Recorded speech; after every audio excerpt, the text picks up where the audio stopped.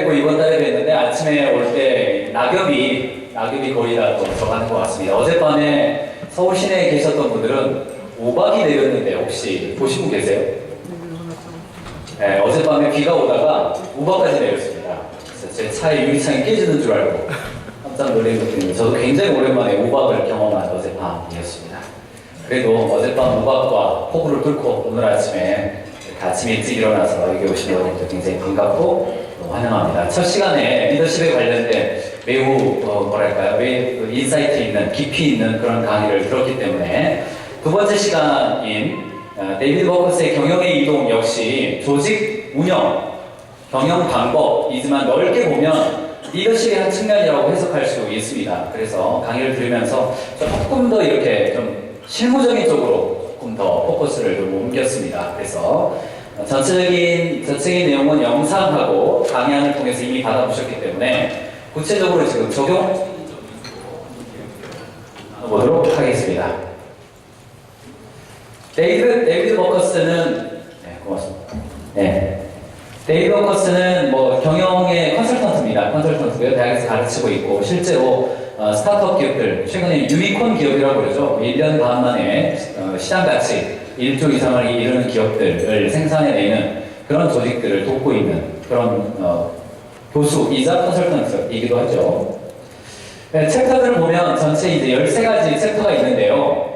제목부터가 아주 공격적이고 도전적인데 리먼 브러더스 사태 이후로 그러니까 한 10년 전부터요. 한 10여 년 전부터 전통적인 경영 방식에 대해서 그러니까 미국식 경영 방식 그러니까 성과 중심주의, 실적주의, 그리고 각 사람에 대한 차등적인 보상으로 인한 혜택, 이걸로 대변되어지는 경영 방식이 점점 사그라지면서 그게 결국은 월가의 탐욕으로 이어지고 뱅크럽 사태가 일어나는 이런 이제 흐름이 쭉 있었고 최근 들어서 이제 일본이 다시 뜨고 있습니다. 일본이 뜨고 있으면서 미국의 경영학자들이 일본 경영 방법론에 대해서 아주 깊이 조명하고 있습니다. 또 중국의 경영 방법론도 깊이 주목을 하고 있습니다. 그래서 과거에는 경영 서적을 보면 일본식 스킬과 미국식 철학 이렇게 대변이 됐는데 지금은 굉장히 다원적이 됐습니다. 그래서 중국에서 나온 경영학 관련된 경영사에 관련된 책들을 보면 굉장히 다른 로직으로 이야기를 하고 있고요. 일본도 굉장히 철학적으로 접근하는 경우가 많이 있습니다. 그래서 이 경영의 이동 역시 어떤 이야기를 종합해서 이야기하냐면 가장 많은 사례는 미국의 최근에 뜨고 있는 유니콘 기업들을 포함해서 최근에 뜨고 있는 4차 산업혁명에 관련된 이야기들 그리고 미국의 대학생들이 입사 선호하는 기업들 위주로 그런 기업들이 어떻게 되고 있는지를 분석하고 또 중국과 일본에 그리고 유럽에 있는 기업들 한국 기업 사례도 나옵니다. 좀 이렇게 지금 계속 성장하고 있는 기업들이 어떤 모습이고 그들은 과거에 우리가 옳다고 여겼던 경영 방법론과 어떤 다른 점들이 있는지 그리고 그 이유는 무엇인지에 대해서 이렇게 굉장히 과감하게 사례로 제시하고 있습니다. 물론 여기에 있는 이야기는 사례 중심적이기 때문에 반론이 있을 수 있습니다. 항상 사례는 반론이 있을 수 있습니다. 그래서 적절히 맥락 속에서 이해하시고 여러분 회사가 처한 맥락이 이 사례랑 조금 비슷한 것 같다. 그러면 적용점을 찾으시고요. 아닌 것 같다. 그러면 저런 맥락이기 때문에 저렇게 했구나 라는 인사이트를 얻는 정도로 그렇게 가져가시기 바랍니다. 첫 번째부터 이메일을 금지하라인데 사실 우리는 이메일이 문제가 아니라 카톡이 문제 아닙니까? 그래서 맥락 속에서 이렇게 보시면 좋을 것 같습니다. 그래서 전체 13개를 다 다루지는 않고요. 그 중에서 오늘 좀 포커스에 다루고 싶은 것은 첫 번째 이제 채용에 관련된 이야기, 채용한 거랑 퇴사한 사람들에 관련된 이야기, 채용 단계와 퇴사 이후의 단계, 요 이야기 앞쪽에 좀 하겠고요. 후반부로 가면 지금이 연말이 됐습니다. 여러분들 마음속에 스물스물 연봉계약 어떻게 해야 되나 이런 생각이 올라오실 텐데 직원들 평가에 관련된 이야기를 하면서 마지막 부분에는 직원 평가에 관련돼서 어떻게 피드백하는 것이 건강한 조직을 만드는 평가가 되고 또 보상이 될 것인가에 관련된 팁들을 몇 가지 제공해 드리는 것으로 하겠습니다. 채용에 관련된 이야기 먼저 하고 싶은데요. 이 홀푸드마켓은 우리가 한 2달 전에 책을 함께 나눴습니다. 위대한 기업에서 사랑받는 기업으로라는 책을 우리가 함께 봤었습니다. 그 책에서 미국의 월마트랑 비견되는 회사로 월마트의 경우는 에브리데이 로우 프라이스 철저한 고객 중심주의 때문에 직원 인건비 그리고 협력업체의 입찰 단가를 막 후려치는 표현이 좀 셌네요. 아무튼 이렇게 굉장히 싸게 주는 걸로 이제 반 구매 운동도 일어나고 뭐 그랬잖아요. 거기에 이제 반해서 미국 사람들이 사랑하는 그런 마트 중에 하나입니다. 홀푸드 마켓인데 여기 경우는요. 일단 입사를 하고 나면 60일 정도 채용 과정이 있습니다. 입사하고 나면 일반적으로 1년 내내 마트이죠. 마트가 그 개인을 교육시키는 1년의 평균 교육시간이 12시간밖에 안 됩니다. 근데 여기의 경우는 1년 동안에 100시간 이상, 최초 1년 동안에 100시간 이상 교육시키는 그런 기업으로 유명하고 더불어서 미국 사람들은 홀푸드 책이라는 단어가 있을 정도로 한 130% 정도의 가격. 그리고 판매 사원한테 팁을 주는 거예요. 상상이 되세요? 판매 사원한테 팁을 주는구나.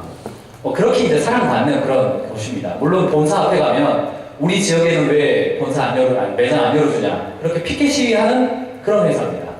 여기가 이제 어떻게 사람을 뽑길래 그게 가능하냐. 60일 동안 뽑는다는 이야기입니다. 쉽게 말하면. 그리고 전화 면접 있고, 그 다음에 지점장 1대1 면접이 있고요. 지점장 면접 끝나고 동료들의 패널 면접입니다. 우리는 통상 순서 바꾸죠. 실무진 집단 면접, 경영자 1대1 면접, 순서를 이렇게 하는데 여기는 바뀌어 있습니다. 지점장이 먼저 면접 보고 통과를 시키면 그 다음에 같이 일하는, 예를 들어서 정육 코너다. 그럼 정육 코너에서 같이 일할 사람들이 그 사람을 보는 거예요. 그리고 거기서 통과가 안 되면 탈락인 거죠. 그리고 마지막으로 조건부 배치를 하고 견습한 다음에 채용을 확정하는 일종의 이제 인턴이죠. 우리의 수습과 거기의 수습은 조금 다른데, 우리 수습은 특별한 문제가 없으면 가는 거야 수습이고, 거기의 수습은 특별한 문제가 없으면 끝나는 거야가 수습이죠.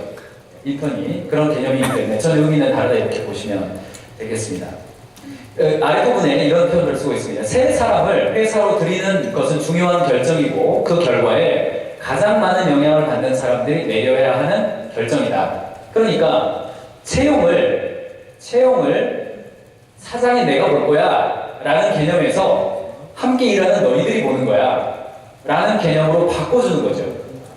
그리고 경영자는 거기에 대해서 핵심 가치가 있죠. 경영자가 가지고 있는 핵심 가치가 철학이 있습니다. 그 철학을 점검하는 방향으로 가게 되는 겁니다. 한 가지만 더 보죠. 이 오토매틱입니다. 이 소프트웨어의 회사입니다. 여기는 어떤 거냐면요.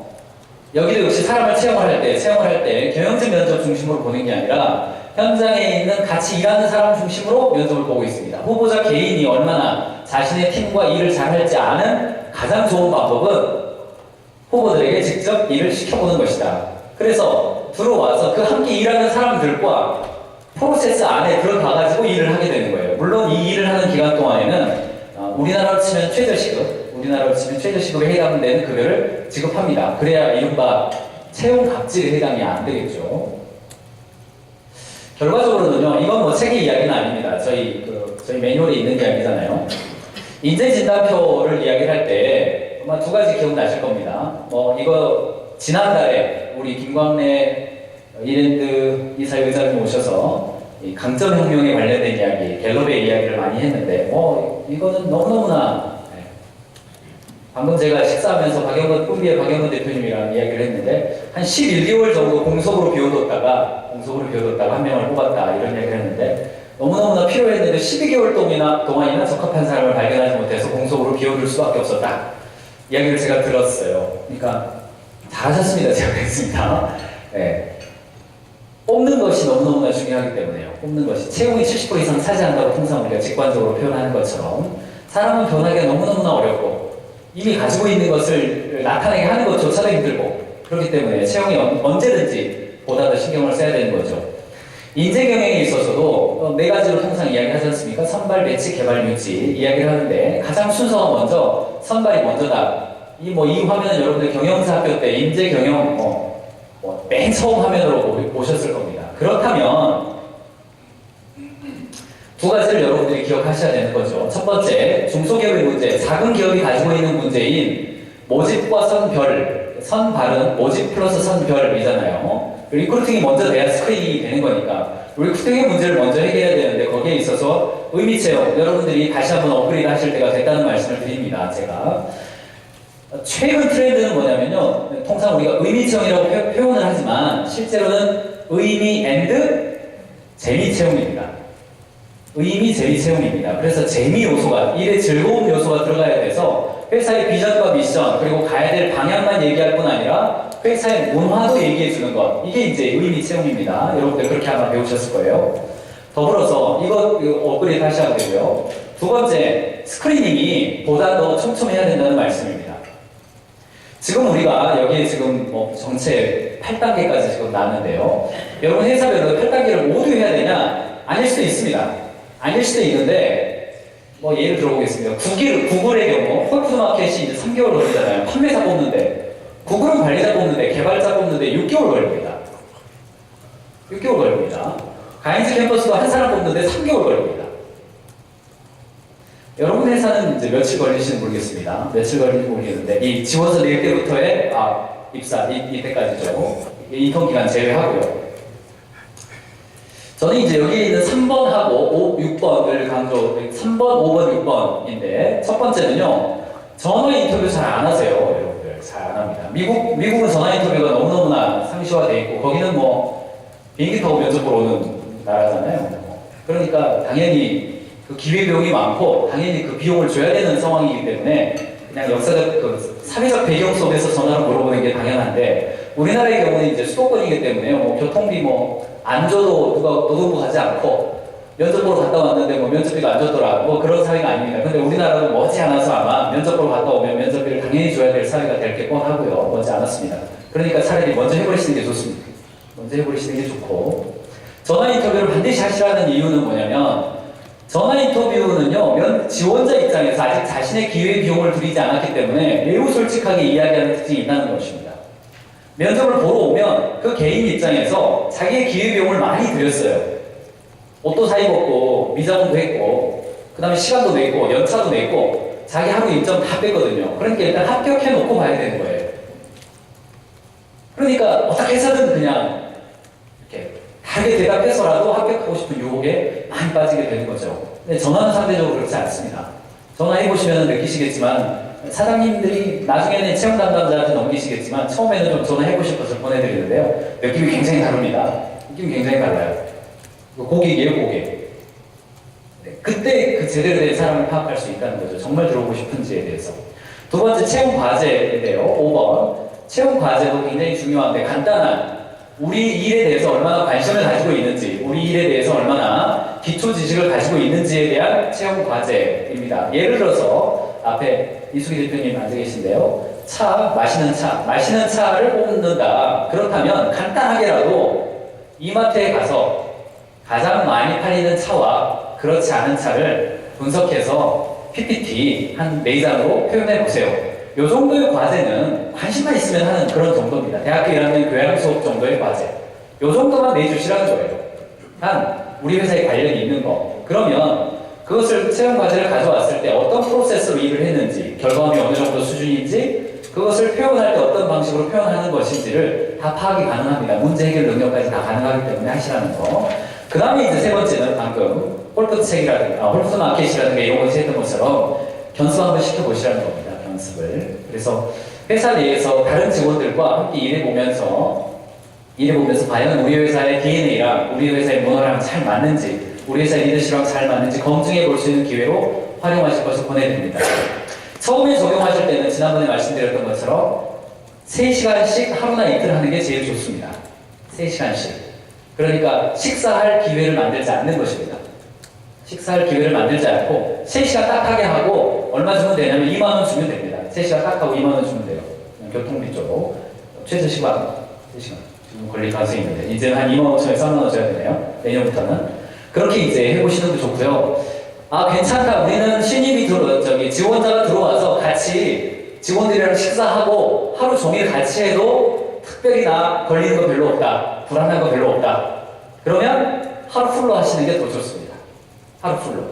왜 이게 조금 걱정이 되냐면 경영자 입장에서 괜히 이렇게 조금 회사 내에 조금 약간 좀 부정적이라기는 아니지만 조금 이 사람이랑 접촉을 안 했으면 좋겠는데 하는 사람이 한두 명 있을 수 있어요. 현실적으로. 그렇다면 그냥 3시간씩 딱 떠들여서 그 하나의 일만 해보고 관리자 세워놓고 그 사람한테만 평가받는 것이고, 하루 종일 있게 하면 식사하는 것까지 같이 하는 것이기 때문에 같이 있는 팀 전체가 그 사람에 대해서 나랑 같이 일하겠다, 반드시 일하겠다, 일 안 하고 싶다, 절대 안 하고 싶다, 4등급으로 평가받으면 된다는 것입니다. 이해되시죠? 그래서 채용을요, 이 경영이 데이비드 버커스의 경영의 이동에서도요, 핵심 철학이 뭐냐면 채용을 사장이 주도권을 갖지 말고 함께 일하고 있는 그 현장에 있는 같이 일할 사람들한테 주도권을 줬을 때에 가장 적중률이 높더라.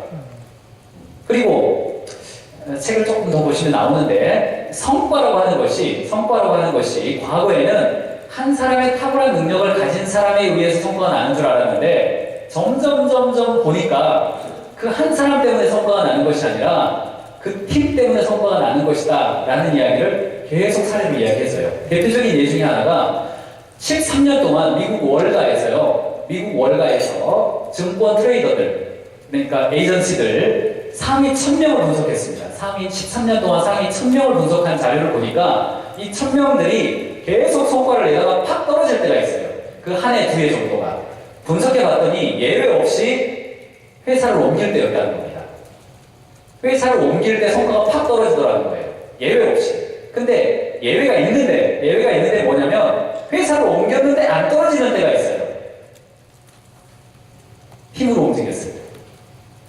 자기 혼자 움직이는 게 아니라 3명에서 5명 자기 팀을 데리고 펌으로 옮겼을 때 떨어지지 않고 계속 가더라는 이야기예요.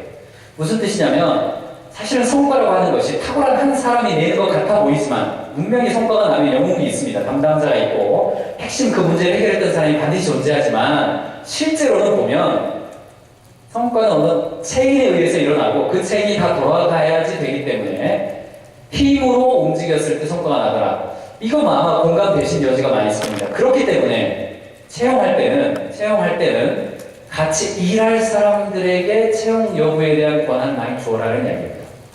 요거 로직 이해되시죠? 로직이 한참 설명한 이야기입니다. 저는 오늘 이제 이 강조드리고 싶은 것은 3번 전화 인터뷰, 5번 채용 과제, 6번 견습. 네, 요거 해보시라는 거죠. 그리고 견습해서 이틀 시켰다. 하루에 5만원, 이틀 10만원 줬다. 그리고 채용 안 했다. 그 정도 10만원. 네, 여러분 직관적으로 보시면 잘못 뽑았을 때 기회비용에 의하면 엄청 싼 겁니다. 엄청 싼 겁니다. 채용에 관련돼서 먼저 포인트를 말씀드렸고요. 두 번째는 떠나는 직원들에 관련된 이야기입니다. 이 맥킨지 컴퍼니인데요. 전 세계적인 컨설팅 회사 아니겠습니까?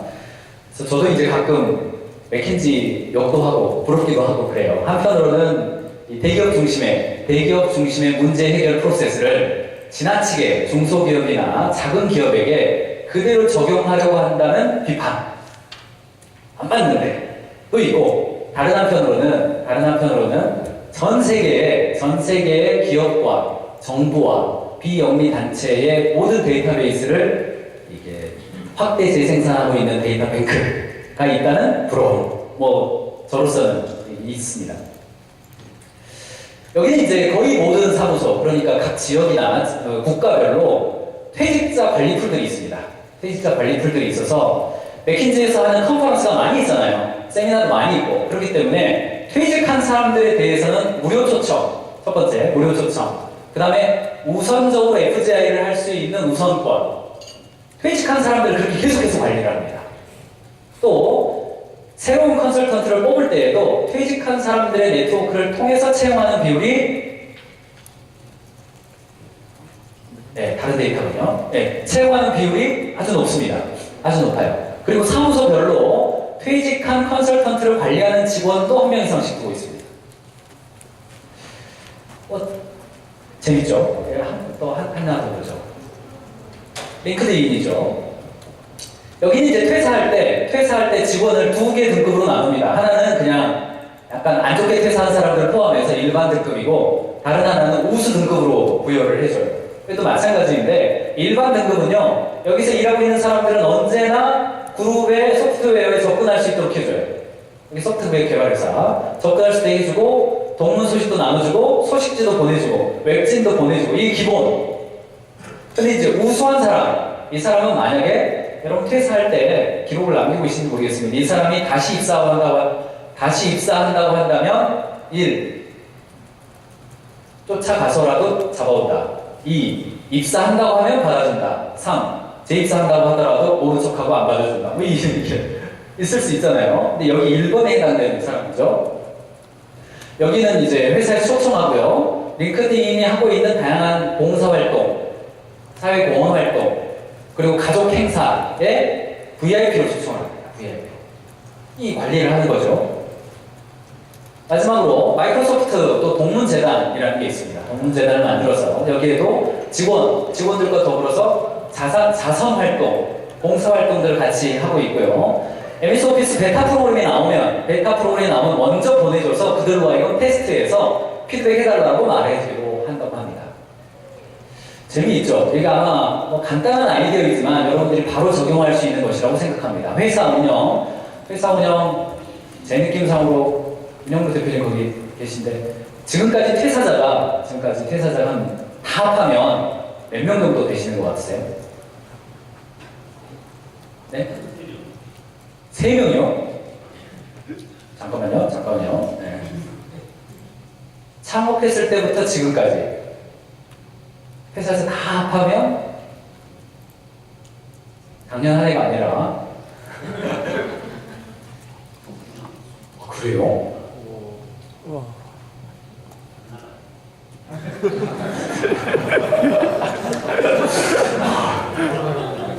놀라운데요? 자, 저 임석희 대표님 오랜만에 오셨는데, 네. 기대합니다. 자, 창업했을 때부터 지금까지 퇴사한 사람 다 합하면 몇 명 정도? 300명. 그렇죠. 네. 뭐 퇴사자 거의 발생하지 않는 단서기출 예시나, 퇴사자가 많았던 본능이나, 퇴사자들에 대해서 어떻게 관리하는지에 대한 신경까지 경영자가 갖기 쉽지 않거든요. 그런데 이렇게 경영에 대해서 오랫동안 고민했던 기업들, 또 어떻게 하면 조직을 건강하게 운영할까를 고민했던 기업들이 이런 방법들을 쓰고 있습니다. 사례들은 더 많습니다. 뭐 예를 들어서 이제 이랜드 그룹의 경우도 퇴사자들 관리를 합니다. 관리를 해서 명절 때 되면 우리나라는 이제 명절이라는 시즌이 있기 때문에 명절 때 되면 이제 선물을 보내주거나 경우에 따라서는 직접 이렇게 사람이 가서 비서실에서 가서 뭐 이렇게 만나서 보내주기도 하고 또는 이제 중요한 행사가 있을 때 불러서 이렇게 귀하게 모셔서 VIP로 초대해서 같이 가족 행사를 하기도 하고 뭐 이런 것으로 유명하기도 하죠. 삼성의 경우도 퇴직 임원들에 대한 프로그램들이 있죠. 그래서 아주 미니멈으로는 이렇게 이런 프로그램의 최대의 목적은 뭐냐? 그들이 회사에 퇴직을 했지만 직원처럼 우호적인 조직으로 남아있으면서 언제든지 다른 사람 추천도 해주고 좋은 사람 뭐 평가도 해주고 뭐 이런 것이 이제 가장 적극적인 관리의 목표라고 한다면 아주 소극적인 관리의 목표는 뭐냐면 경쟁사 하지 말아라 이런 거죠. 회사에 해악을 끼치는 행위자 하지 말도록 이렇게 관리하는 거죠. 이렇게 아주 소극적으로 보면 그거고 적극적으로 보면 거기까지 가능할 겁니다. 여러분 회사에서 퇴사했던 사람들은 첫 번째는 회사에 대한 애정이 다 있습니다. 퇴사할 때는 약간의 분노와 아쉬움과 애증의 관계를 가지고 떠나가지만 여러분도 과거에 있었던 조직을 떠올려 보시면 다 애정이 있잖아요. 그 애정을 공식화시켜주면서 어느 정도의 자부심을 부여해주고 회사에서 부담이 되지 않는 선에서 선물을 보내준다거나 중요한 행사에 초대해서 함께 하도록 한다거나 이런 것들을 여러분들이 고려해 보실 것을 권해드립니다. 네, 엑센추어 컨설팅 회사. 여기는 이제 아까 제가 이 데이터를 헷갈렸던 것 같아요. 3분의 1. 채용한 컨설턴트의 3분의 1이 동문 네트워크를 통해서 채용되는 엄청난 퍼센트예요. 그러니까 퇴직했던 사람이 추천한 사람이니까 얼마나 어려운이 적합할지 다 알지 않겠습니까? 퇴직자에 대한 이야기를 했고요. 세 번째 강조하고 싶은 것이 이제 고객에 관련된 이야기입니다. 고객에 관련된 이야기인데요. HCLT, 이건 서비스 조직입니다. 인도에 있는 회사고요. 여기 이제 재밌는 것 중에 하나가 이제 콜센터에서 고객의 컴플레인 전화를 받습니다. 아, 이 서비스가 내가 지금 좀 어렵다, 문제가 있다. 그러면 콜센터 말단에 있는 전화를 받은 그 직원이 사건 번호를 붙입니다. 마치 검사가 사건 번호를 붙이잖아요. 검사가. 그리고 그 검사가 사건 종결할 때까지 그거는 오픈되어 있는 거죠. 온보딩 되어 있는 사건이잖아요. 이게 이제 검사 시스템, 경찰 시스템인데 여기는 조직 내에서 전화를 받은 그 사람이 사건 번호를 붙이게 만들어줍니다. 그리고 이 사건을 해결할 수 있는 관련 부서에게 요청을 해요. 인트라넷에서 요청을 합니다. 그러면은 반드시 그 사건 번호에 대해서 지원부서는 응답하도록 되어 있습니다. 예를 들어서 컵을 만들었는데 컵의 손잡이가 자꾸 깨진다. 그러면 여기에 대해서 사건 번호를 콜센터에 있는 그 말단 직원의 사건 번호를 붙입니다. 그러면 이게 MD에게 가고요. 브랜드장에게 가고 본부장에게 가서 이 사건은 왜 발생했고 어떻게 앞으로 처리할 거고 고객에 대해서는 어떻게 해야 된다라고 하는 것이 만족스러울 때까지 사건 번호 종결을 지을 수 있는 클릭을 할 수 있는 사람은 현장 콜센터 직원이 할 수 있도록 만들어줘. 여러분 어떻습니까? 일반적으로 이제 우리가 고객 중심 이야기를 많이 하는데 일반적으로 고객이 뭔가 이야기를 했을 때에 콜센터에서 또는 CS 상담센터 뭐 여러 가지 이름이 있습니다. 거기에서 이야기를 하면 결과적으로 어떻게 됩니까? 주로 말단 직원이 그 전화 받잖아요.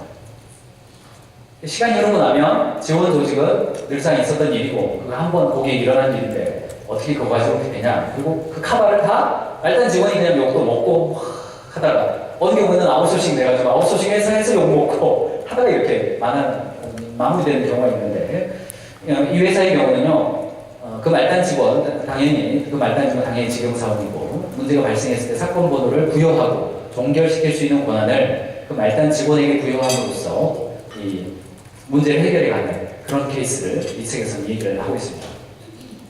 웨그먼스 푸드도 이제 마찬가지인데요. 여기의 경우도 웨그먼스 푸드는 이제 유기농 식품 중심으로 유기농 제품 중심으로 지역 제품 중심으로 하는 마트입니다. 일종의 마트인데요. 뭐 미식가들 중심으로 채용을 하고 있고 미식가들 중심으로 채용하고 있고 매장에서 물건을 살 때 요리 방법, 영양에 관련된 정보, 음식의 궁합 이런 것들을 이제 서비스해주는 그런 곳입니다.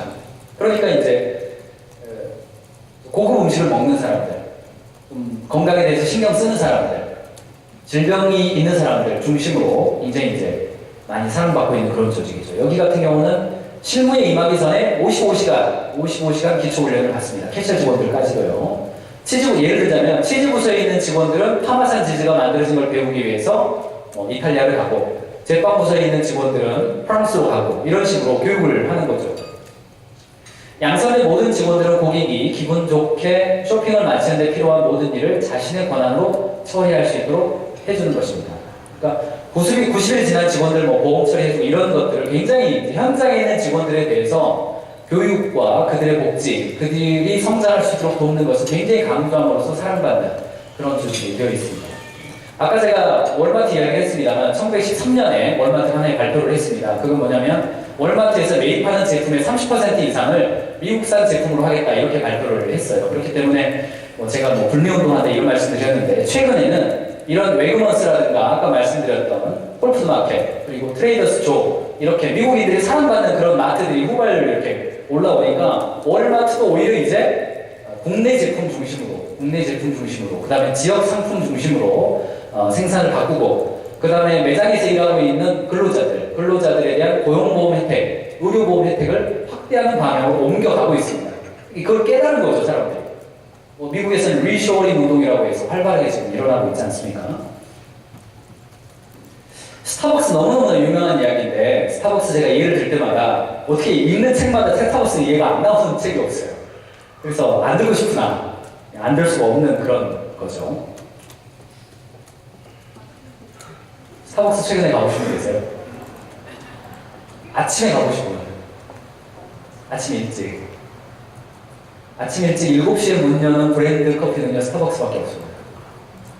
근데 7시에 문 열고 밖에 약간 기다렸다가 이제 들어가는 경우도 있는데 7시 전에 절대 문 안 열어요, 직원이. 아직 조금만 기다려주세요 하고 안 열어요. 이렇게 더우면 덥고 추우면 추운데 딱 들어가면요, 벌써 여름에는 시원하고요. 7시 딱 정각에 이미 시원해요.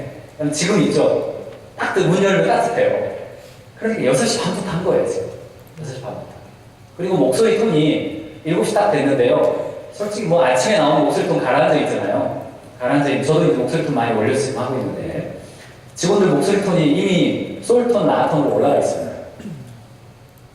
그러니까 스타벅스는 외국계 기업이고 국내에서 여러 가지 단점이 있습니다. 단점이 있어요. 근데 한편으로는 약간 화가 납니다. 왜 국내 기업들은 이렇게 안 될까? 왜 안 되고 여기는 이렇게 할까? 여기에 대단한 건 뭘까? 도대체 여기는 다 직영점입니다. 일단 다 직영점이고 프랜차이즈 아니고 직원들 처음부터 정기적으로 채용하고 급여 최저시급 아닙니다. 물론 그렇습니다. 그 다음에 미국 본사로 데리고 와서 교육도 시키고 바리스타급 이상, 지점장급 이상들은 자부심이 대단합니다. 미국에 가든 유럽에 가든 중국에 가든 뭐 동남아에 가든 동일한 서비스 제공하죠. 언어만 다를 뿐 움직임이라든가 이게 아이 컨택하는 거, 그 다음에 컵에다 적어주는 거 다 똑같잖아요. 하워드 슐츠가 이제 스타벅스의 경영을 물러났었죠. 한 10년 전에 한 5, 6년 정도 물러났다가 다시 복귀했어요. 복귀한 이유가 뭐냐면 매출 곤두박질 치니까 다시 와라. 주주들이 그렇게 외치고 시가총액 내려가고 복귀해가지고 이제 다 잘 될 거다 이제 기대해서 다시 이제 복귀한다는 소식을 듣고 주가가 다시 올라갔어요. 근데 이제 하워드 슐츠가 한 이야기와 한 일은 뭐냐면 2008년도 2월 26일인데요. 이 날짜는 여러 책에서 거론이 됐습니다. 뭐 했냐면 미국 전국에 있는 매장이 문을 닫았습니다. 전국에 있는 매장이 문을 닫고 시애틀 본사로 다 불렀어요. 지점장들을 다 불렀어요. 하루는 완전히 다 문을 닫고 3일 동안 2박 3일 동안 전국에 있는 지점장들 다 불러가지고 뭐 했냐면 맛있는 커피 내리는 법 교육을 했습니다. 3일 동안 전국에 있는 지점장들 불러다가 문 닫고 그 하루의 영업 손실만 우리나라 돈으로 따졌을 때 약 3,000원. 그러니까 주가가 다시 곤두박질 치는 거예요, 다시. 근데 이제 하워드 슐츠가 이런 이야기를 했습니다. 여기에 제가 땄는지 생각이 안 나는데. 네, 저기 있습니다. 고객의 기대 이상을 충족시키는 최고의 방법은 훌륭한 직원들을 채용해서 교육하는 것이라 생각했습니다. 우리는 좋은 커피에 대해 열정을 가진 직원들에게 투자했습니다. 이것에 동의하지 않은 주주분이라면 저희를 떠나셔야 될 겁니다. 이렇게 이야기를 한 거예요, 기자들한테. 시장의 반응은 다시 바뀌었습니다. 다시 바뀌었고 지금 여러분들이 느끼시는 것처럼 우리나라 국내 스타벅스 최근 복귀하고 우리나라까지 오는데 시간이 걸렸습니다만 우리나라의 스타벅스의 최근 진출을 눈으로 지금 느끼고 계시잖아요. 매장 수가 몇 개인지 아세요? 네, 1,500개를 넘었다는 걸 제가 작년에 들었습니다. 지금 완전 무섭습니다. 근데 더 무서운 건 뭐냐면 아침 7시에 풍경 때문에 더 무서워요. 아침 7시에 풍경 때문에. 다른 그 옆에 있는 커피 미니니 이 시간 하는 데 말고요. 거기 공기 엄청 안 좋은데 그런 데 말고 문 닫고 아침 공기 딱 전환하고 딱 새로 오픈하는 거죠. 무서울 정도입니다. 모든 직원에 대해서 물론 하워드 슐츠는 어렸을 때 자기 아버지가 노가다, 우리식으로 표현하면 노가다에서 일을 했습니다. 근데 이제 허리를 다쳤을 때 미국의 경우는 의료보험이 보편적 의료보험이 아니잖아요. 의료보험 수준에 따라서 혜택이 굉장히 다른데 이제 일용직으로 근무를 했었기 때문에 허리를 다쳤을 때 6개월 이상을 굉장히 어렵게 보험 혜택을 받지 못해서 그런 청소년기를 보낸 사실이 있습니다. 그래서 모든 직원들에 대해서 포괄적인 의료보험을 시켜주는 곳이기도 합니다. 2014년 통계가 나와 있습니다만 그 이후로도 지금 스타벅스는 계속해서 성장하고 있는 거 아니겠습니까? 결국은 마음속으로 이러실지도 모르겠습니다. 저기는 스타벅스니까 가능한 거지 그러실지도 모르겠습니다.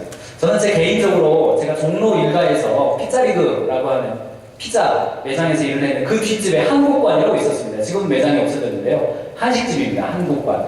옛날 종로를 다니신 분들은 기억하실는지 모르겠습니다. 여기는요, 한 달에 한 번씩 꼭 문을 닫았습니다. 한 달에 한 번씩 문을 닫았고요. 문 닫으면 좋았던 게 뭐냐면 제가 타고 다니던 오토바이를 그 주차장에다가 세울 수 있어서 좋았거든요. 오토바이 댈 때가 항상 부족했는데 그 집이 문 닫는 날에는 오토바이 5대를 거기다가 댈 수 있었어요. 근데 입구에 이렇게 적혀져 있었습니다. 당신은 북구시고 이렇게 적혀져 있었는데 이렇게 적혀져 있었습니다. 윗 한국관이라고 적혀져 있고요. 위에 이렇게 적혀져 있습니다. 직원들의 휴식과 보다 나은 서비스를 위해 한 달에 한 번은 문을 닫습니다. 이렇게 적혀져 있었어요. 직원들의 휴식과라는 단어가 지금 이게 2000년 이야기, 99년, 2000년 이때 얘기거든요. 지금은 이게 이제 일반적으로 들릴 수 있지만 당시에는 굉장히 파괴적이고 혁신적이라고 제가 보여줬습니다. 이 작은 한국관이라고 하는 2층짜리 단독 건물 한식집이었는데 이 작은 매장, 직원 수 한 50명 정도 됐을 겁니다. 그 매장에서도 이렇게 직원들을 교육하면서 가는구나, 그래서 사람 받는구나, 그걸 제가 아주 직장생활 초년기 때 본 적이 있습니다. 큰 회사여서 하고 작은 회사에서 안 하는 것은 아닌 것 같습니다. 여러분들이 직원들을 위해서 직원들 교육에 얼마를 투자하고 계신지 모르겠습니다. 최근 한국경제 통계에 의하면 우리나라 기업의 직원에게 교육하는 투자비가 커피값도 안 된다. 커피값도 안 된다. 그 회사에 그 간식도 있죠. 커피 사 먹는 비용. 그것보다도 직원 교육비가 안 나오는 거예요. 그게 현실이기 때문에 이런 데에서 무슨 인지 양성이 나오겠느냐, 뭐 그런 칼럼이었습니다. 여러분에서 비교 한번 해보십시오. 커피값에 드는 비용이랑 직원 교육에 드는 비용이랑 어느 게 더 많은지 한번. 너무 뭐라 하는 것 같아서 빨리 넘어가겠습니다.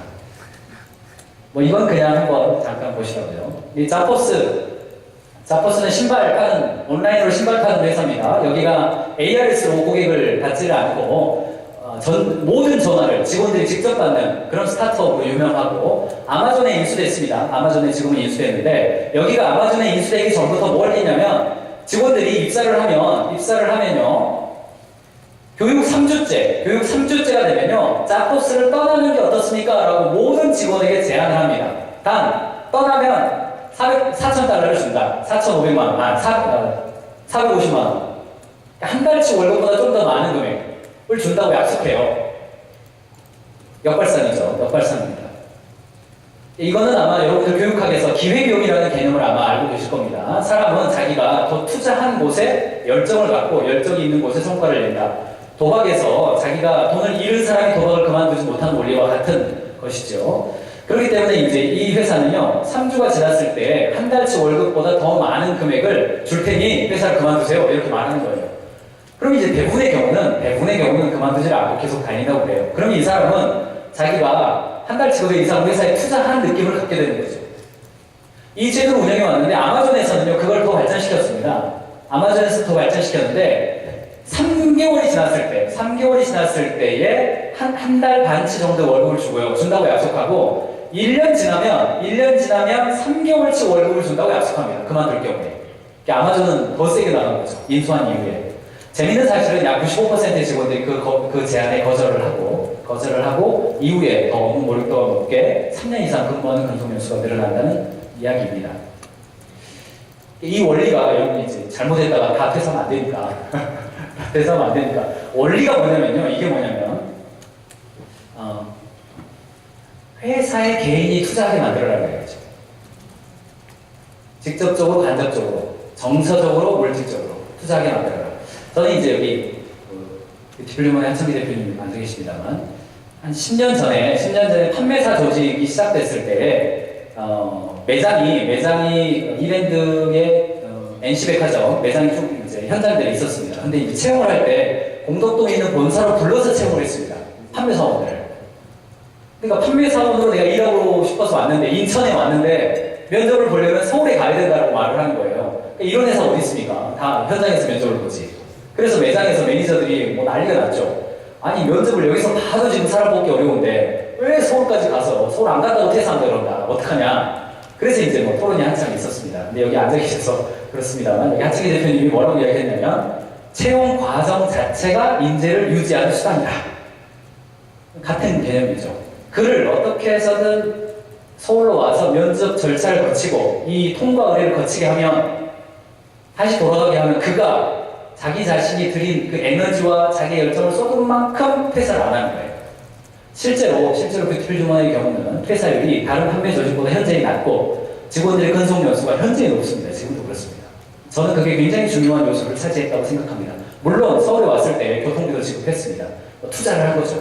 투자를 했습니다. 영상을 하나 볼 텐데, 이제 평가 이야기로 넘어가겠습니다. 마지막 오늘 세션인데요. 영상을 소리가 나올지 모르겠는데요. 네, 나오네요. 옛날 어느 마을에 혼자 사는 노인이 있었다. 노인의 조용한 집 창 밑으로 언제부턴가 동네 꼬마들이 모여들어서 시끄럽게 떠들며 놀기 시작했다. 참을 수가 없게 된 노인은 꼬마들을 집으로 불러들여 이야기를 했다. 귀가 잘 안 들려서 그러니 앞으로 날마다 집 앞에서 더 큰 소리를 내준다면 한 사람 앞에 25센트씩의 돈을 주겠다고 약속했다. 다음날 아이들은 신이 나서 몰려왔고 약속대로 25센트를 받은 후 큰 소리로 떠들며 놀았다.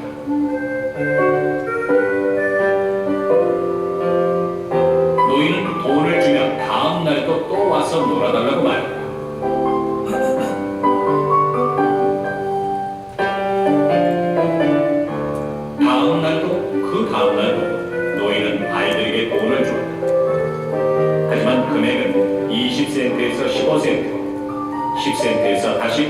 5%로 점점 줄어든다. 돈이 없어 더 이상 줄 수가 없다는 것이었다. 그러자 아이들은 화를 내며 말했다. 이렇게 적은 돈을 받고는 더 이상 떠들며 놀아줄 수가 없다는 것이었다.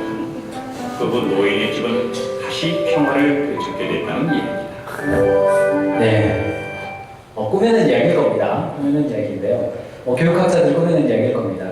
돈이 줄어들지 않는다 하더라도, 이게 정서적인 보상은 줄어들죠. 똑같이 25%를 준다 하더라도, 기한의 차이가 있을 뿐, 자금은 더 강해져야 된다는 것이 이제 보상 중심형 조직의 문제이기도 하죠. 우리 자신을 보더라도 마찬가지입니다. 지지난 한 3개월 전에 우리가 이 책을 봤습니다. 무엇이 성과를 이끄는가, 무엇이 조직을 건강하게 만드는가, 이 동기의 6가지 요소 중에서 상위에 있는 3가지 요소, 그러니까 즐거움, 의미, 성장. 이 일을 할 때 내가 정말 효능감을 느끼면서 하는 일인가? 두 번째, 이 일이 사회적으로 내가 보람이 있고 좀 소명감도 느껴지고 의미가 있는가? 마지막 3번째, 이 일을 하면 할수록 나는 내 지식과 내가 사회적으로 점점점 성장해 가고 있는가? 요 3가지 요소, 직접적인 동기이죠. 이게 줄어들수록 간접 동기인 정서적 압박, 경제적 압박, 타성이 늘어나게 되더라. 그리고 이 3가지 요소는 상호 역의 관계더라. 이게 높으면 내려가고 이게 올라가면 내려가더라. 이 이야기를 우리가 지지난달 여름에 올해 나눴었습니다. 자, 벨브라는 회사입니다. 벨브 소프트웨어입니다. 이게 1000실장님 지금 와 있는데 비슷하죠. 벨브, 펌프 벨브. 네. 군대형 조직은 나의 보스가 없는 사람이 아무도 없어요. 모든 사람은 나의 보스가 있습니다. 그리고 보스의 명령이 아니면 그 어느 것도 해서는 안 되는 거고, 보스의 명령대로만 해야 되는 것이 이제 전통형 군대 조직, 특공대 말고요. 군대 조직이죠. 이게 이제 왼쪽 극단에 있는 조직이라고 한번 가정해 보십시오. 피라미드형 전통적인 조직이죠. 관리자 1명이 적게는 3명, 많게는 12명을 관리하는 그런 조직입니다. 근데 다른 반대편에 있는 조직을 한번 상상해 보십시오. 이 조직은요, 로펌 조직이에요. 변호사 조직입니다. 변호사 조직은 어떻게 움직이냐면 상사와 부하가 있는 게 아니라 사건을 수임한 변호사와 협력 변호사만 있습니다. 변호사 1명이 자기의 인맥이라든가 다양한 관계망에 의해서 사건을 수임합니다. 그것을 자기 혼자 수임하면 혼자 하는 것이지만 변호사가 여러 명이 필요할 때가 있죠. 그러면 팀을 짜죠. 3명에서 5명, 많은 최근에 세기의 재판이 진행되고 있잖아요. 거기에 한 12명, 요즘 또 다 사임했죠. 12명까지도 이렇게 짜죠. 그러면 수임 변호사와 협력 변호사가 지휘 명령 관계가 아니라 업무 파트너십 관계로 함께 일을 하게 되어 있습니다. 경우에 따라서는 어떤 사건에 대해서는 내가 수임 변호사에게 파트너십이지만 내가 수임한 어떤 사건에 대해서는 그가 나의 협력 파트너예요. 그러니까 이거는 상하 관계의 구조가 아니라 팀 구조가 되는 거죠. 프로젝트 중심의 팀 구조가 되는 것입니다. 여러분 어떻습니까? 이 군대 조직, 피라미드형 군대 조직일수록 비전문적 조직입니다. 한 사람이 하위 말단 구조에 있는 한 사람이 바뀌더라도 조직이 크게 변하지 않는 그런 구조예요. 개인의 지식이나 역량이 큰 차이가 없을 때.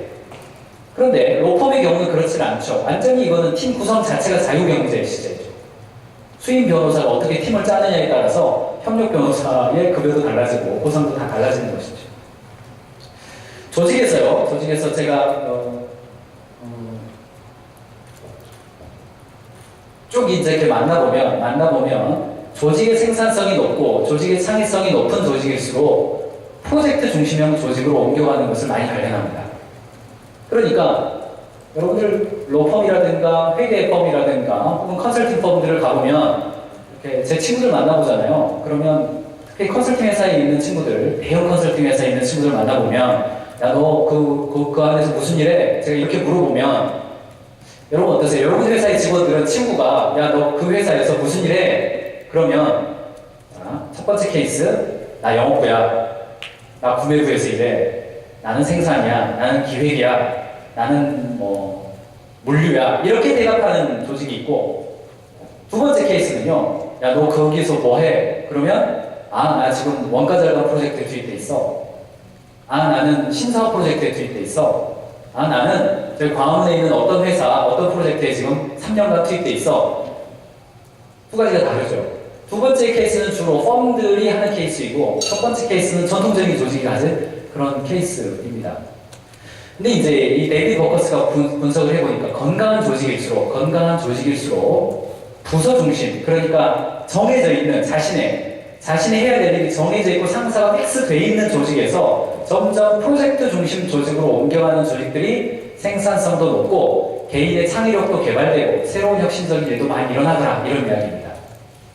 그러니까 산업이나 기업의 발달 단계에서 다 차이가 있겠지만 여러분 회사가 만약에 완전히 이 군대 조직스럽다 그러면 프로젝트 한두 개를 해보시라는 거예요. 프로젝트 한두 개를. 그래서 과장인 프로젝트 매니저가 부장인 프로젝트 팀원을 관리할 수 있는 모습을 한 번씩 해보시라는 이야기예요. 영업부에 소속되어 있는 프로젝트 매니저가 영업부, 생산부, 구매부, 물류부, 기획부서에 있는 사람들과 같이 크로스 펑셔널하게 프로젝트 하나를 해보는 그런 조직으로 만들어 가시면 되겠죠. 이게 관리자를 해보라의 핵심 메시지입니다.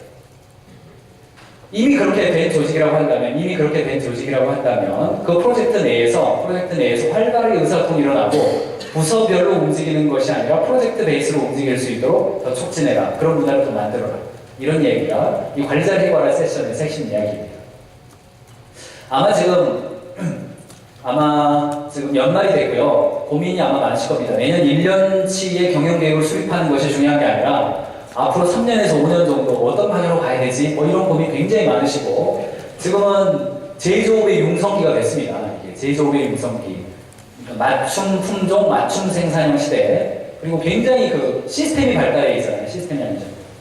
기계 시설이 지금 굉장히 발달해 있어서 소량 생산이 다 가능한 시스템으로 바뀌어 있습니다. 이게 바뀌어 있기 때문에 근본적으로 많이 바뀌어 있어서 기존의 비즈니스의 경계가 굉장히 고민도 되시고 지금 이렇게 쭉 면면을 뵐 때 연초에 계획했던 그 프로젝트가 뭔지 제가 기억하거든요. 근데 지금은 그건 어디론가 다 사라지고 다른 거 하고 계시는 회사가 너무너무 많습니다. 그렇기 때문에 한번 고려해 보실 필요가 있습니다. 새로운 프로젝트를 하기 위해서는 부서 간에 픽스된 관리자 중심형 조직을 만들어오면 변화된 일 상황에 적응하기 너무너무 어렵습니다. 새로운 프로젝트 크로스 펑셔널 조직을 시도해 보실 필요가 있다는 말씀입니다.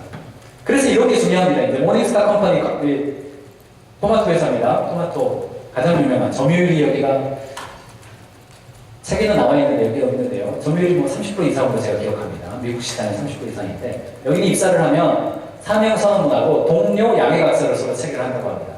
동료 양해각서. 상호 직원들 서로 간에 나는 이렇게 일하겠다. 너랑 나랑 일할 때 이거 지켜줘. 서로 이렇게 양해각서를 체결하는 그런 문화를 가지고 있죠.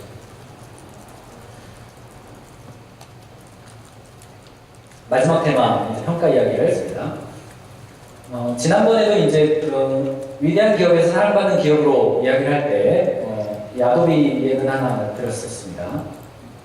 일종의 이제 스펙 랭킹이죠. 상대 등급 평가. 연말돼서 직원들 평가 아마 고민되실 거고, 기존의 인사고가 방식으로, ABC 방식으로 평가를 해오셨던 기업의 경우는 아마 제 말씀을 드리면 좀 고민이 더 많이 되실 가능성이 높은데, 맥락에 맞게 적절히 좀 적용하시기를 바라겠습니다. 아도비 예를 들었습니다. 여기는 이제 1년에 상대평가 했습니다. A 등급, B 등급, C 등급. A 등급, 차별적인 보상, 혜택. B 등급, 적절한 자극과 관리자의 부여, 슈퍼바이징, 코칭, 제고. C 등급, 퇴출. 이 방식을 그대로 썼습니다. 근데 여기에서 이제 체크인 프로세스로 바꾼 거죠. 첫 번째는 1년에 한 번씩 이제 종합평가하던 시스템을 분기 1회 이상 피드백 시스템으로 바꾼 겁니다. 그리고 이제 실적 평가는 과거를 평가하는 것입니다. KPI 평가는 철저하게 과거 중심형 평가잖아요. 결과가 어떻게 했느냐인데 여기의 경우는 앞으로 어떨 것인가 미리 지향적으로 바꾸고 상대 순위 평가를 절대 평가로 바꾸고 형식과 양식을 아예 없앴습니다. 우리 평가하려 그러면 양식 없으면 평가 못하죠. 우리가 평가 못하는데 아예 다 없애버린 거죠. 그러니까 이제 미팅의 내용이 어떻겠습니까? 관리자와 슈퍼바이저와 보스와 직원이 만났을 때 과거에는 이렇게 촘촘한 가로 세로의 양식 그리고 우리가 리더십 평가, 추진력, 결단력, 업무 추진력, 협동력, 팀워크, ABCD 합쳐서 98점, A-, B+, 이거잖아요, 지금. 이거 한 30년 했습니다. 제너럴 일렉트릭부터 시작해서. 그거 다 없앤 거예요, 그냥. 그거 다 없애고 자주 만나는 겁니다. 자주 만나서 그 사람 하나를 있는 그대로 피드백하는 시스템으로 바꾼 거예요. 레어 코퍼레이션 분기별 피드백 미팅도 같은 컨셉입니다. 더불어서 여기의 경우는 개인 보상을, 성과 보상을 개인 성과 보상으로 했습니다. 개인별로 KPI를 아주 촘촘하게 측정해서 똑같은 영업을 하더라도 기여도가 각각 다른 거 알겠느냐. 그래서 기여도가 높은 사람, KPI가 개인 KPI가 높은 사람 차별적 보상해주고, 똑같은 영업을 하더라도 무임승차자가 나오지 않아야 한다. 뭐 이런 철학 속에서 보상을 했죠. 근데 여기도 바꿨습니다. 여기 보시는 대로. 그러면서 이제 여기 CEO가 직원들은 자신의 프로젝트에 대해서 더 자주, 더욱 시기적절한 피드백하기를 원한다. 게리 해멀 세계 10대 구루에 들어가죠. 여기 경영의 미래라는 책에서 여름에도 이 책도 한번 제가 말씀드렸던 기억이 있습니다. 사랑이 결국 시장에서도 승리한다. 고객과 직원을 사랑하고 이웃을 사랑하는 기업이 지속적인 성장을 이룰 수 있다. 어디 성경책에 나오는 이야기 아닙니다. 사랑이란 타인의 발전을 위해서 사심 없이 도와주는 것이다. 이걸 경영학으로 보자면 고객 만족 아닙니까? 고객 중심 같은 이야기라고 저는 해석하는데, 경영이란 더 나은 세계를 만들기 위해 타인들에게 함께 하자고 격려함으로써 직원들이죠. 그들의 인간성에 영향을 준 리더들의 이야기이다. 그러니까 관점이 아주 극단적인 두 가지 예를 한번 들겠습니다. 첫 번째 관점은요, 내가 사업을 시작했고 나는 돈을 벌 거고, 근데 나 혼자 하기 어려우니까 같이 할 사람 필요한 거예요. 열심히 하면 내가 번 만큼 너한테도 나눠줄게. 이 패러다임이죠. 이게 이제 보상 중심형 패러다임입니다. 보상 중심형 패러다임이죠. 근데 극단적이죠. 이건 사실 어느 한 가지가 다 포기되기가 어려운 건 사실입니다. 그래서 극단적으로 표현합니다. 반대쪽 표현은 뭐가 있냐면, 야, 우리 같이 일하자. 이 세상을 위해서 뭔가 변화시켜야 하지 않겠냐. 너의 인생도 소중하고 나의 인생도 소중한데 우리 함께 같이 일해보자. 그리고 그들에게 우리가 뭔가 영향을 미치고 그들이 잘 되게 해보자. 이 사랑이라고 하는 단어를 이야기하는 그런 회사가 있을 수 있죠. 보상은 가능한 가치가 하는 거예요. 가능한 가치가 하는 것입니다. 그렇기 때문에 이건 n분의 1을 해라. 그건 아니죠. 당연히 아닙니다. 당연히 아니지만 보상에 대해서는 가능한 가치가 하는 컨셉으로 움직이는 거예요. 그러니까 개별 성과 연봉제보다는 집단 성과 방식. 그러니까 이 공유 방식으로 가는 것이고, 상대 서열 평가보다는 각 개인별 맞춤형 피드백이 가는 것이고, 이렇게 달라지는 거죠. 영상인데요. 한 4분짜리인데 아이들 영상이 한번 보시죠.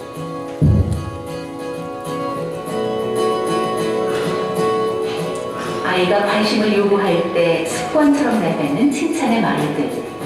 하지만 중요한 것은 이런 칭찬이 자신감을 높여줄 것이라는 믿음. 이 오래된 믿음이 실은 틀렸다는 사실입니다.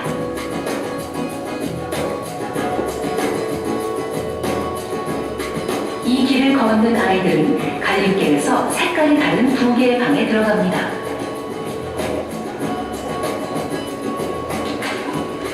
선생님이랑 간단히 몇 가지 문제를 풀어볼 거야. 그러면은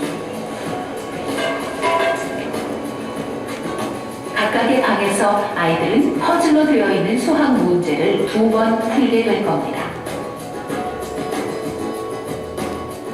두 번째 문제를 풀기 전 우리는 아이들에게 선택의 기회를 줍니다. 문제가 지금 있는데 이쪽에는 아까 풀었던 거랑 수준이 비슷해가지고 현승이가 좀 더 자기 실력을 더 잘 보여줄 수 있는 문제가 한 상자에는 방금 전 풀었던 것과 비슷한 수준의 문제가, 또 한 상자에는 어렵지만 새로운 것을 배울 수 있는 문제가 들어있습니다.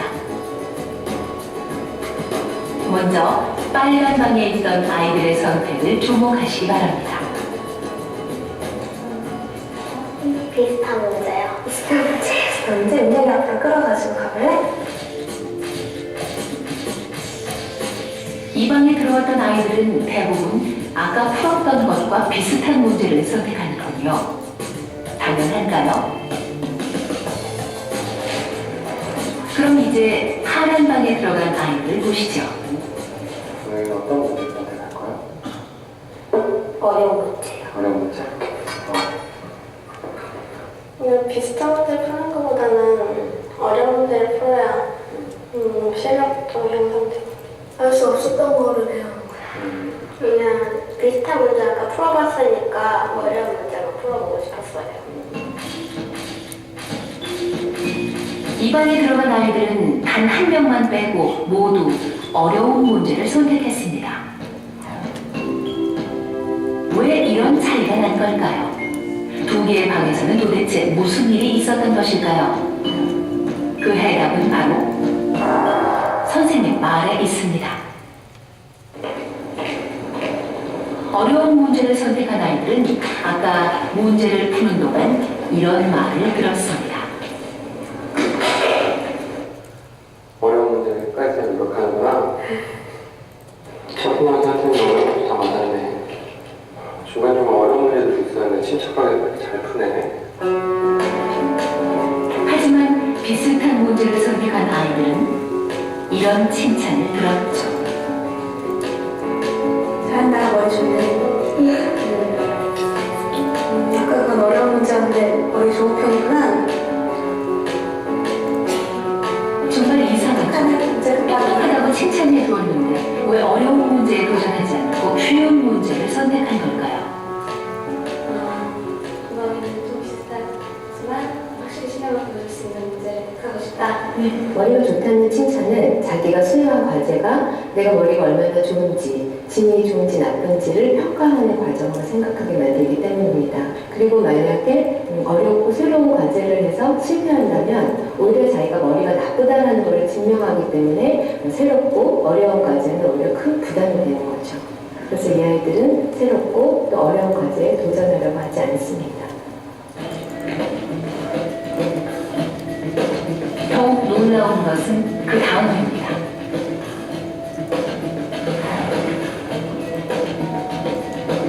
상대 안에 여태까지 이 문제를 풀었던 이 친구들 점수들이 있었거든요. 여기 상대는 이 문제들을 풀 수 있는, 더 잘 풀 수 있는 문제 풀이 방법들이 있어. 어떤 성향을 선택할 거야? 하나는 문제풀이 방법이고 또 하나는 친구들 점수입니다. 방법? 네. 아까 틀렸던 문제들이랑 그런 거, 그 문제들 풀이 방법이 좀 궁금했어요. 틀린 문제를 알아야지 다음으로 또 안 틀리. 문제 풀이를 방법을 알면 따라잡을 수단이 있기 때문이에요.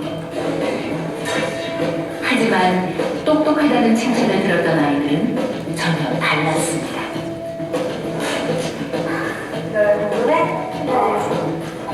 친구들 점수예요. 친구들 점수 보고 싶다?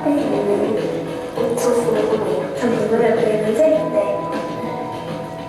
똑똑하다는 칭찬을 받은 아이들은 문제 푸는 방법 대신 다른 친구들의 점수를 보고 싶어 했습니다. 이 아이들의 관심은 오로지 자신이 누구보다 얼마나 더 똑똑한지를 확인하는 것이죠. 꼭 보여드리고 싶은 화면이 남아있습니다. 칭찬을 듣던 아이들에게서 제작진도 예상하지 못한 아주 특이한 반응들이 포착됐죠. 똑똑하네. 똑똑하네. 그래도 머리가 좀 좋은 편인 것 같은데? 주머니 머리가 되게 좋은 편인 것 같은데?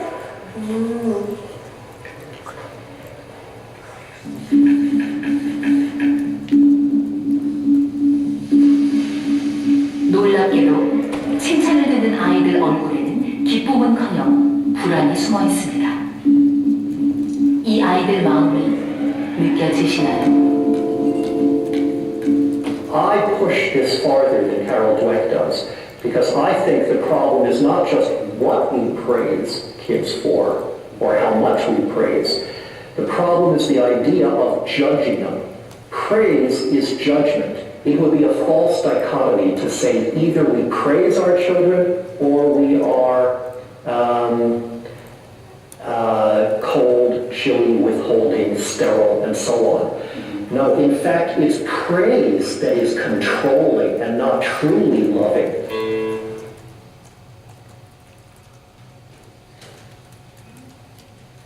스탠퍼드 대학의 알피콘 박사가 이제 미국에서 설계한 실험 모델이고요. 한국에서도 결과는 이제 비슷하게 나오고 다른 문화권에서도 결과는 이제 비슷하게 나옵니다.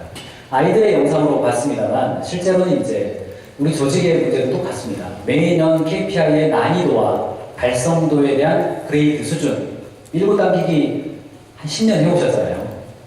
이게 원인이 이겁니다. 원인이 이거밖에 아닙니다. 직원들 입장에서는 가능한 난이도를 낮춰서 난이도가 낮은 KPI, 조금만 노력해도 되는 수준의 달성도, 그게 가장 지혜로운 일이죠. 그거에 따라서 평가받고 보상받는 것이기 때문에.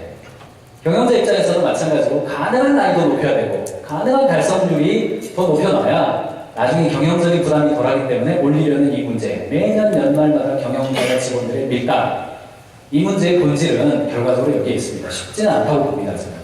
이 보상 중심, 평가 중심형 조직이 성장 중심 또는 성취 학습 중심형 조직으로 바뀌는 것은 쉽지 않지만 작은 시도를 통해서 몇 가지 변해갈 수 있습니다. 그거를 이야기하고 오늘은 마무리를 하겠습니다. 세 가지 방법을 좀 제안을 드리고 싶은데요. 직원들이 즐겁게 경영에 이동해서 이야기한 것처럼 지금 바뀌어진 세대, 과거의 관리 방식으로는 더 이상 안 되는 이 문제, KPI 정해봤자 3월달만 되면 필요 없어요. 벌써 3월달만 되면 이 문제를 어떻게 할 거냐. 실제로는 지금 12월 달에 우리 경영대 워크샵 12월 7, 8일 날 계획이 돼 있는데 기대합니다. 저도 이제 기대되는 강사님들도 많이 오시고 저도 굉장히 고민을 하면서 이게 이제 바뀌어진 외부 환경에 따라서 어떤 도구들이 적용되었을 때 진짜 이 경핑이 안에서도 굉장히 성과가 나는 그런 기업들, 직원들도 성장하고 회사도 성장하는 기업이 나올 수 있을까 고민하고 준비하고 있습니다. 그렇기 때문에 작년, 재작년에 워크샵 참여했으니까 나는 그 양식 가지고 그대로 하면 된다. 이렇게 하시면은 오산입니다. 이거 다릅니다. 다르기 때문에 여러분 놓치지 말고 꼭 참석해서 혼자 오지 마시고 직원들이랑 같이 와야 됩니다. 경영자 혼자 직원 설득해서 가기 너무너무 어렵습니다. 같이 오셔야 됩니다. 그러니까 공간도 넓은 데로 한 거 아닙니까? 같이 오시면 할인도 다 해드리니까 놓치지 말고 12월 7, 8일 날 일정 잘 보셔서 참석하시고 변화된 경영 패러다임에 맞게끔 가지셨으면 좋겠습니다. 그때 다 이야기할 수 없으니까요. 첫 번째는요, 두 가지 형태인데, 첫 번째는 피드백이 굉장히 중요한데, 있는 그대로의 피드백이 중요합니다. 평가에, 알피곤 박사가 얘기했던 것처럼 직원들을 평가와 다른 사람의 통제에 연연한 직원들로 만들지 말라는 이야기예요. 부모가 자녀한테 이거 끄자 이야기하는 것은 통제적 욕구가 있다는 이야기입니다. 그건 너무너무나 많이 지금 증명되고 있습니다. 그런 이야기가. 있는 그대로 말하라는 이야기거든요. 그래서 우리가 칭찬을 해줄 때에도 있는 그대로 말하는 것이 너무너무나 우리가 익숙하지 않습니다. 간단한 방법입니다. 그래서 헬이죠. 그냥 고맙다고 하는 거예요. 그냥 고맙다. 뭐 때문에? 그래서 일이 좋다. 이런 겁니다. 이 말하는 게 너무너무나 힘들어요. 경영자가. 이거부터가 출발이라고 생각합니다. 이거부터가. 어저께 부산 내려가서 담당자 만나서 잘 이야기해줘서 고맙다. 그 덕분에 내가 다음번에 만났을 때 결과가 좋을 것 같다. 이게 끝이에요. 그냥. 이 사람을 칭찬해준다 이런 생각도 없어요. 그냥 피드백이에요. 그냥. 지지적인 피드백이죠. 지지적인 피드백 해주는 거예요. 지난번 고객 컴플레인에 대해서 수정 요청해 줬을 때 정대리님이 내일처럼 여기고 해줘서 고맙다. 개발팀이 빨리 잡아줘서 더 안 좋아진 거 막을 수 있었다. 그래서 우리 고객팀도 고객 이야기를 더 잘 들을 수 있게 됐다. 앞으로 열심히 해보자. 이런 거예요. 그냥. 이게 뭔가 평가의 느낌이 없는 겁니다. 그냥 네가 최고다 이런 거 필요 없는 거예요. 그냥 지지해주는 피드백인 겁니다. 그러니까 회사 내에서 저는 칭찬이라는 단어보다는 인정이라는 단어가 조금 더 적합할 수 있고요. 또는 이게 평가라는 단어보다는 피드백이라는 단어를 훨씬 더 많이 사용하시는 게 좋습니다. 왜냐하면 칭찬과 평가는 권력이 개입됩니다. 칭찬과 평가는 권력이 많은 사람, 즉 힘이 많은 사람, 파워가 있는 사람이 그렇지 않은 사람한테만 할 수 있습니다. 부하가 상사 칭찬 쉽지 않습니다. 인정과 피드백은 모두가 할 수 있죠. 수평적인 조직에게 맞죠. 태고는 심각하지 않습니다. 그냥 하실 수도 있고요. 안 하셔도 이거 다 괜찮아요. 근데 문제는 뭐냐면 이렇게 인정만 해주고 지지적인 피드백만 있지는 않습니다. 교정적인 피드백이 필요한데 교정적인 피드백을 하려치면 항상 폭력적이 되니까 우리는 문제죠. 너 그런 거 하면 안 놔도 이렇게 되니까 이제 문제죠. 나 힘 있어. 하면 안 놔둘 거야. 나 힘 있어. 너 그럼 승진 못 할 텐데 내년 연봉 쌀 없어. 너 자꾸 그러면 너 팀장 잘린다. 네 위로 한 명 채용한다. 이게 다 이 사장이 가지고 있는 권력들이죠. 그러니까 결과적으로는 있는 그대로의 행동 교정이 되지 않고 그것이 폭력으로 받아들여지고 권력으로만 느껴지기 때문에 바이러스가 많이 끼우죠. 이거는 이미 이거는 제가 이야기하는 것은 아니고요. NVC라고 하는 Non-Violent Conversation, 비폭력 대화라고 하는 분야가 있습니다. 우리나라에도 MBC 연구소가 있습니다. 기회가 되시면 한번 교육 받아보실 것도 보내드리는데 아주 비쌉니다. 네, 한 1,000만 원 되는 것 같아요. 그래서 저도 포기했습니다. 책만 여러 번. 약간 바꿨습니다. 똑같지는 않고요. 왼쪽에 있는 것들이 이제 권력이 개입된 이야기들이 왼쪽입니다. 평가와 생각과 수단 방법 혹은 강요라고 한다면 오른쪽에 있는 것이 관찰, 느낌, 필요 부탁. 느낌, 필요는 뭐 공부하신 분이 욕구라는 걸 아시겠죠? 그래서 관찰, 느낌, 필요 부탁. 영어 첫 글자로 하면 센스이죠. 이론보다는요. 자주 이렇게 늦게 출근하는 직원이 있다고 칩시다. 자주 늦게 출근하는 직원이 있다고 치면 여러분 뭐라고 그러십니까 이게? 늦게 출근해서 미안해 하지도 않고 쌩 지나가요. 그런 애들은 또 인사도 안 하죠. 뭐라 그럽니까? 주건 이렇게 하시면서요. 그리고 이제 사장님이 뭐 말하기 뭐하니까 팀장 불러다가 야 좀 어떻게 해봐라 이렇게 되는 거죠. 누군가는 이제 폭력을 써야 되는 그런 상황이 되잖아요. 아름다운 대화가 한 장 나올 텐데요. 네, 이런 아름다운 대화가 나오는데 이거 볼 때마다 저 스스로도 느낄 때, 뭐 제가 적은 겁니다. 제가 소설 쓴 건데 이런 아름다운 대화가 우리 사무실에서 가능할까? 뭐 이런 생각이 들어요. 근데 위로가 되는 것은 이 조셉 가트만 박사라고 하는 유태인이면서 감정 코칭의 대가인데 부모가 자녀에게 이런 코칭형 대화를 몇 퍼센트 해야 되냐? 40%만 하면 된다. 이렇게 이야기를 합니다. 직장에서는 몇 프로 해야 되느냐? 통계가 없습니다. 부모 자녀보다는 덜 해도 되잖아요. 그러니까 한 3번 중에 1번 정도만. 그리고 이렇게 이제 대화가 나가려면 한꺼번에 이렇게 다 말하기 좀 어렵죠. 대화가 몇 번 주고받게 될 겁니다. 핵심은 뭐냐면 처음에 출발을 할 때 관찰된 사실만 말하라는 얘기예요. 내가 이 사람 야단치고 내가 열받은 거 속풀이 할 수는 있어요. 너 그러다 죽어? 뭐 그렇게 하세요. 그렇게 괜찮아요. 한 3번 중에 2번 정도는. 근데 한 번은 진짜 진심으로 타인의 발전을 위해 사심없이 도와주기 위해서.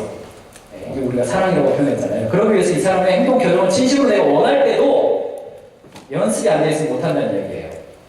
그래서 정말 대화를 하려고 시작을 했을 때 이렇게 시작하죠. 야, 너 요즘 어디 아프냐? 이렇게 시작해요. 그러면 관점은 어디로 가는 데가 있어요. 야, 너 요즘 좀 집중력이 흐려진 것 같은데 어떠냐? 이렇게 말을 하면 사장님 제가 지각 한두 번 했기로서는 집중력 떨어졌다고 이야기하세요. 그러면 전혀 논점은 딴 데로 가 있는 거예요. 왜냐? 있는 그대로의 사실로 출발한 것이 아니라 나의 주관적 견해에 따른 판단과 평가를 시작했기 때문에 판단과 평가는 언제든지 반론이 가능한 것이기 때문에 그도 할 말이 있게 되는 거죠. 남편은 양말을 뒤집어서 벗었을 뿐이지만 아내는 당신 나를 사랑하지 않는 거야 라고 말을 하죠. 그러니까 관점은 다 사라지죠. 어디론가 가고 왜 싸우기 시작했는지 사라지는 것처럼. 그렇기 때문에 회사 내에서도 교정적으로 피드백을 하기 위해서는요. 출발이 어디서부터 와야 되냐면 우리 AAR 정신이 있잖아요. 애프터 액션 리뷰잖아요. 액션 리뷰. 그러니까 행동에 대해서만 말하는 겁니다. 핵심은 뭐냐? 말하지 않고 반복적으로 지각한 거예요. 그것만 말하면 됩니다. 가정교육 이야기할 필요 없고 전 직장에서 제대로 못 본 거 말할 필요 없고 그의 성격 이야기할 필요 없고 그의 자질 이야기할 필요 없고 작년도에 그의 성과 이야기할 필요 없고 괜히 내가 연봉 올려준 이야기 할 필요도 다 없습니다. 그냥 행동만 이야기하면 되는 겁니다. 다른 이야기를 하니까 논쟁이 되고 논쟁이 되니까 폭력적이 되고 결과가 별로 안 좋게 되는 거죠. 실제로는 최근에 이제 NC소프트하고 이 프로젝트를 했는데요. NC소프트는 이렇게 바꿨습니다. 피드백 방식을. 연말에 상대평가를 없앴습니다. 게임 회사 아닙니까? 성과평가가 너무나도 명확한 회사 중에 한 군데인데 바뀌어져 있습니다. 여기 보시면은 AR 방법이라는 걸 아시겠죠? 그래서 처음에 목표가 뭐였고 결과가 어떻게 되고 원인이 왜 그래 됐고 계획이 무엇이고 교훈이 무엇인지에 대해서 관리자가 이렇게 피드백해주게 돼 있습니다. 관리자가 피드백을 해주면 결과적으로는 각 개인들이 셀프 에세이를 작성하는 것으로 바뀌어 있습니다. 우리나라 뭐 게임 회사 중에서 직원이 뭐 2만 명이 넘는 회사 아닙니까? 이런 데들조차도 지금은 상대 서열화 평가를 포기하고 각 개인들의 피드백 중심형으로 바뀌어져 있습니다. 게다가 이 NC소프트는요 다면 피드백으로 바뀌어 있습니다. 한 사람한테 10사람이 피드백을 해줍니다. 개인이 10사람한테 하고요. 상사, 부하, 동료 구분이 없습니다. 자기가 찍으면 10사람을 클릭하면 그 사람으로부터 받을 수 있어요. 내가 신청할 수도 있고, 이 사람이 나한테 피드백이 왔네? 내가 거부하면 거부할 수도 있고, 그렇게 받을 수 있도록 지금 바뀌어 있습니다. 지금 한참 하고 있습니다. 지금 12월 말에 끝나요. AR 방식이라는 거 여러분 그냥 보고 계실 겁니다. 이 정도로 고민을 하고 있습니다. 미국 회사들뿐 아니라 한국 회사들도 굉장히 고민을 하면서 달려가고 있습니다. 경영 이동했다는 거죠. 새로운 패러다임과 인재상으로 바뀌어져 있고 이른바 욜로 시대, 욜로 한 번뿐인 인생까지는 맞는데 욜로라는 말 자체는 맞는데 한 번뿐인 인생 뭐 너무 고생하지 말자 이런 테마로 요즘 흘러가는데 지금 뭐 그런 이 바뀌어져 있는 상황이기 때문에 거기에 맞게끔 그들과 함께 갈 수 있는 방식으로 바꿔야 된다. 이런 이야기가 오늘 제가 여러분 말씀드리는 핵심이고 마지막에 마지막 부분에 제가 오늘 채용도 말씀드리고 퇴사자 관리, 채용, 퇴사자 관리, 직원들에 대한 우선순위, 교육 그리고 관리자가 어떤 형태로 존재해야 될 거냐, 조직의 형태. 마지막으로는 제가 오늘 가장 조금 강조해서 말씀드리고 싶었던 평가 보상 중심형 조직에서 성취 학습 중심형 조직으로 옮겨가기 위해서 리더십이 어떻게 바뀌어야 되는지 그 부분을 마지막으로 말씀을 드렸습니다. 그래서 팩 말씀도 드리고 센스 말씀도 드리고 AR 중심의 피드백도 말씀을 드렸습니다. 그럼 연말이 지금 다가왔습니다. 직원들은 벌써 연봉 한 10% 오른다는 느낌 같잖아요. 한 N만이 올라서 오르는 느낌도 안 가져요. 그러니까 사장 입장에서 맨날 밀리는 겁니다. 할 말이 없죠. 네 일 못한다고 말해야지 그게 되는 건데 어떻게 그 말을 해요? 말 못하죠. 그런 패러다임에서 조금이라도 벗어나기 위해서는 경영자와 리더들이 직원들을 상대하는 커뮤니케이션하는 오늘 또 첫 시간처럼 리더십을 발휘하는 영역에 있어서 이 첫 번째 시간에 배우셨던 메타인지 실체보다는 그 인식 자체 그가 지금 어떻게 생각하고 있느냐에 좀 포커스를 해보시고 또 그에 대해서 순수하게 격려하고 피링크가 박성을 칭찬했던 것처럼 또 인정해주고 하는 요소들을 잘 고려하시면서 피드백을 해가셨으면 좋겠습니다. 그러므로 이 책 전체를 써머리해보면요. 우리 회사의 성과를 더해야 하는 소통 방식은 무엇인가? 2018년 직원들을 어떻게 성장시키고 그들을 잘 성장하게 해줄 것인가? 우리 회사에는 수시로 피드백하는 문화가 있는가? 우리 회사의 스태프들은 지원 부서들은 현장을 섬기고 있는가? 그리고 마지막 스스로 제목을 찾아 일하는 문화가 있는가? 이런 주제들을 가지고 고민해 보시고 여러분들 이번 달부터는 영상을 저도 이게 노하우가 생겨가지고 유튜브에다가 5분짜리로 나눠가지고 5개 올렸습니다. 전에 막 40분 올리니까 조회수가 안 올라가고 나눠서 올렸습니다. 그래서 이번 달에 좀 기대하겠습니다. 조회수가 올라갈 수 있도록. 그래서 보시고요. 5분짜리로 나눠가지고 오늘 강조해드린 포인트 중심적으로 영상을 올렸기 때문에 5분이니까 아침 조회 시간에 보실 수 있는 정도로 나눠놨습니다. 유튜브 들어가시면은 오픈해놨으니까 참고하시고 강의안 참고하셔서 조직 내에서 독서 나눔, 독서 학습 해보시길 바라겠습니다. 마지막으로 이번 주에는 특별한 행사가 하나 있죠. 이번 주 목요일 날 지식 페스티벌이 있습니다. 이랜드로 가산사업 지하 1층 문화홀에 있습니다. 아마 대부분은 아마 신청하셨을 것 같은데 혹시 놓치신 분이 있다면 뒤에다 이야기하시고 무료 행사로 협찬도 많이 하셨고 또 많은 분들이 참석합니다. 지금 한 400명 이상이 되고 문화홀이 아마 꽉 찰 것 같습니다. 그래서 지식 공유해 주시는 분들 위해서 격려도 해주시고 또 이런 문화와 이런 활동들이 늘어나서 산업이 바뀌고 기꺼이 자기 회사의 지식을 우리 회사 안에 머무르지 않고 다른 기업들에게 오픈하는 그런 회사들이 늘어날 수 있도록 여러분들이 함께 참석해서 지지해 주셨으면 좋겠습니다. 대강의 여기서 마치겠습니다.